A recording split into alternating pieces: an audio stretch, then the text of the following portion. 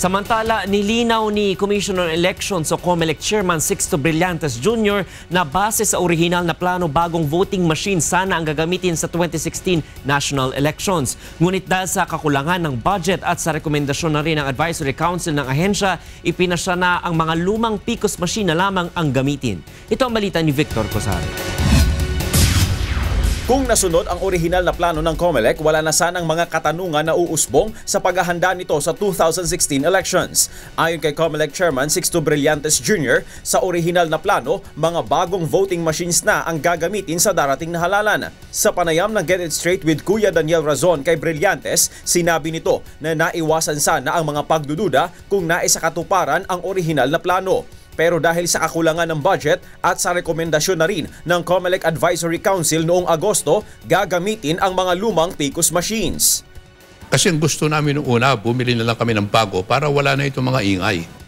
Nahaharap ngayon sa kaliwat ka ng batikos ang COMELEC matapos ibigay nito sa Smartmatic ang refurbishment sa 82,000 PCOS machines na gagamitin sa 2016 presidential elections. Ilang grupo na rin ang nagbanta na dadalhin sa Korte Suprema ang usapin. Pero paliwanag ng COMELEC, tanging diagnostics pa lang ng mga makina ang pinayagan upang makita kung may kailangang kumpunihin. Ibang usapan na ang pagsasagawa ng major repair sa mga makina na pwede umanong idaan sa public bidding, pero sa Smartmatic pa rin bibilhin ang mga piyesang gagamitin. Sila ang gumawa ng hardware. Sila ang may control sa software. Sabi nung isang gustong gumawa, bigay nyo sa amin yan, titignan namin, bigyan nyo kami ng PCOS, kakalasin namin yan, pag-aaralan namin kung pwede namin gawin. Samantala, hindi naman, sabi ni Smartmatic, kami hindi namin pag-aaral. Alam na namin pag nakita namin yan kung anong gagawin. Ayon kay Brillantes, iniiwasan nila ang magipit sa panahon dahil kung idadaan sa bidding ang diagnostics, 1 o 2 buwan o maaaring higit pa ang kakainin nitong panahon.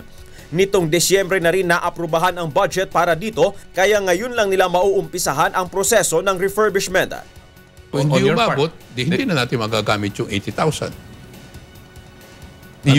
Babalik na tayo sa manual. Nanindigan din si Brillantes na walang midnight deal sa kasunduan nito sa Smartmatic. Victor Cosare, UNTV News Worldwide.